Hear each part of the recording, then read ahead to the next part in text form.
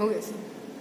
नमस्कार दोस्तों, मैं श्री दीपचंद चौधरी महाविद्यालय ललितपुर से डॉक्टर एसपी सिंह आज आप लोगों को बीए प्रथम सेमेस्टर की कक्षा में बिहारी लाल द्वारा रचित प्रसिद्ध बिहारी ससई के दोहों की व्याख्या के बारे में बताऊंगा। आप लोग ध्यान से पढ़िएगा और समझिएगा, ठीक है। आइए हम बिहारी ससई के दोहों की व्याख्या करते हैं, ठीक है ना। हाँ रीझ रखी रिझनम छबी छबीरे लाल सोन जुड़ी सी होती दुति मिलत मालती माल। मिलत मालती माल, आइए व्याख्या करते हैं। व्याख्या करने से पहले हम प्रसंग देख लेते हैं। दूती अथवा नायिका की सखी नायिका की अनुपम सुंदरता का वर्णन कर नायक को उसके प्रति आकर्षित कराना चाहती है और दोनों का मिलन भी कराना चाहती है, अर्थात दोनों का संयोग भी कराना चाहती है। नायक के सामने वह नायिका की सुंदरता का ऐसा सबल तर्क प्रस्तुत करता है कि नायक मिलने के लिए मना कर ही नहीं पाता, अर्थात नायक नायिका के वश में हो जाता है, ठीक है ना। अब आइए व्याख्या करते हैं। वह नायिका ऐसी अनुपम सुंदरी है कि मैं उसके सौंदर्य को देखकर उस पर रीझ गई, अर्थात प्रसन्न हो गई। अगर तुम भी उसे देख लोगे तो उस पर रीझ जाओगे, अर्थात मोहित हो जाओगे, ठीक है ना। उसका सौंदर्य ही ऐसा अद्भुत और आकर्षक है, तुम स्वयं छबीले हो, उस पर रीझे बिना नहीं रह सकते। उसका वर्ण ऐसा कंचन वर्णी है कि मालती के सफेद पुष्पों की, सफेद फूलों की माला उसके स्वर्ण वर्ण से मिलकर सोन जूही की चमक से परिपूर्ण हो जाती है। उसकी आभा या कांति या चमक सोन जूही सी पीली हो जाती है, ठीक है ना। अब यहाँ पे काव्य सौंदर्य में क्या लिखोगे? कौन सा रस है? श्रृंगार रस। छंद कौन सा है? दोहा। और अलंकार कौन सा है? उपमा अलंकार और तदगुण अलंकार, ठीक है। छबी छबीले सोन जूही सी और मिलत मालती माल में अनुप्रास अलंकार,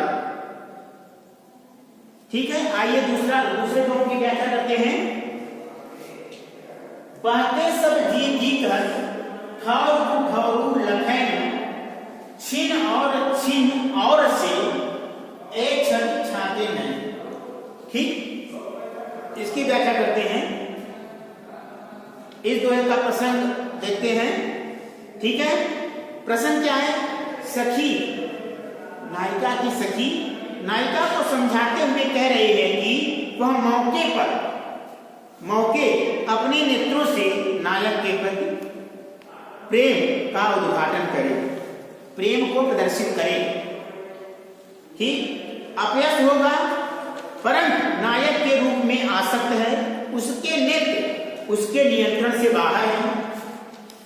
इसी का रोना वह सखी से रोती है, ठीक।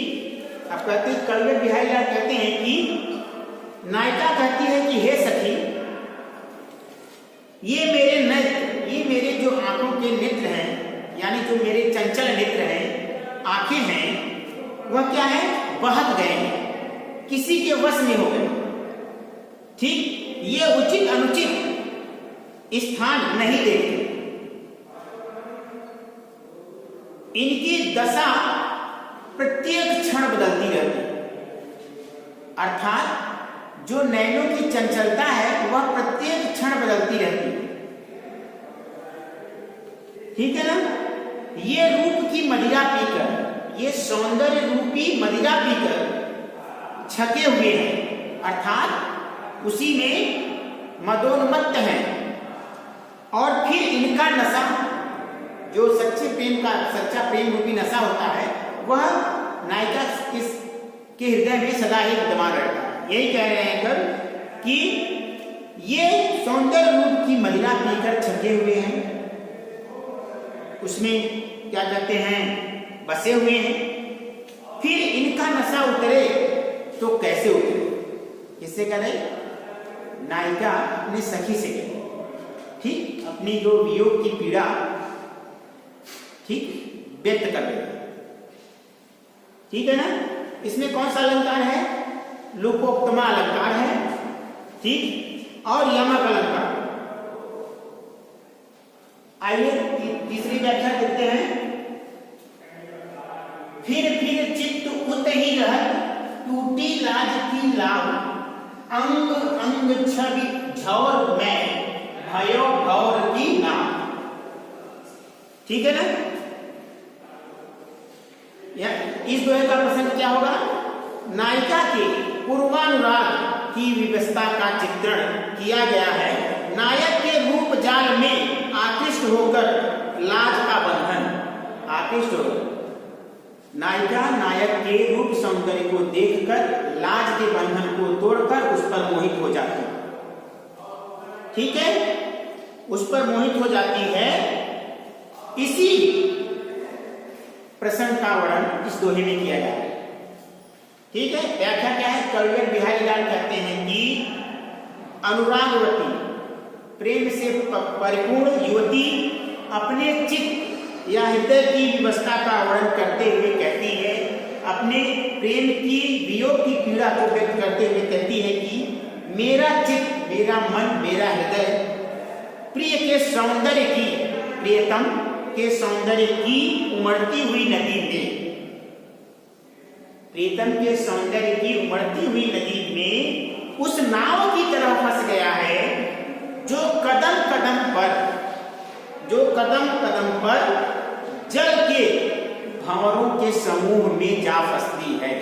क्योंकि जब जल होता है बरसात में, देखो भंवर होते हैं ना, तो भंवरों के समूह में जा फंसा है। नाव को संतुलित रखने हेतु उससे बंधी रस्सी का एक छोर पकड़कर एक व्यक्ति किनारे की धरती पर चलता है। यही रस्सी लाव कहलाती है। यदि वह टूट जाए तो नाव क्या भंवर में डूब जाती है, अर्थात जल की गहराइयों में डूब जाती है। ठीक है ना। आगे चलते हैं। नायिका की लाज, नायिका की जो शर्म है, लाज लज्जा है, वह क्या हो गई है? नायक के रूप सौंदर्य को देखकर क्या टूट गई है, ठीक, टूट गई है। और प्रिय के और अपने प्रियतम के अंग, अपने प्रियतम के शरीर के रूप सौंदर्य को देखकर, अर्थात अंग प्रत्यंग को देखकर उसे बार बार अपनी ओर आकर्षित कर, यानी खींच रहा। ऐसे में नायिका का बच पाना कठिन लगता है। ऐसे दृश्य में, ऐसे क्रियाकलाप में नायिका का बच पाना कठिन होता है। ठीक। अब काव्य सौंदर्य क्या लिखोगे आपको? रस कौन सा है? यहां पर क्या कहते हैं? संयोग श्रृंगार, ठीक, छंद दोहा, ठीक है। अलंकार कौन सा है? अलंकार है रूपक, अनुप्रास और पुनरुक्ति प्रकाश अलंकार, ठीक है। भाषा कौन सी है? गज भाषा है। गुण कौन सा है? माधुर्य और प्रसाद गुण है, क्योंकि श्रृंगार रस में माधुर्य और प्रसाद गुण पाया जाता है, ठीक है। और शब्द शक्ति कौन सी है? लक्षणा शब्द शक्ति का प्रयोग बिहारी लाल जी ने किया, ठीक है। समझ में आ गया? आज के लिए इतना ही बच्चों। उम्मीद करता हूं कि मैंने आपको जो बिहारी लाल के द्वारा रचित प्रसिद्ध सतसई बिहारी सतसई की दोहों की व्याख्या बताया, वह आप लोगों को अच्छी तरह से समझ में आ गया होगा। बहुत बहुत धन्यवाद।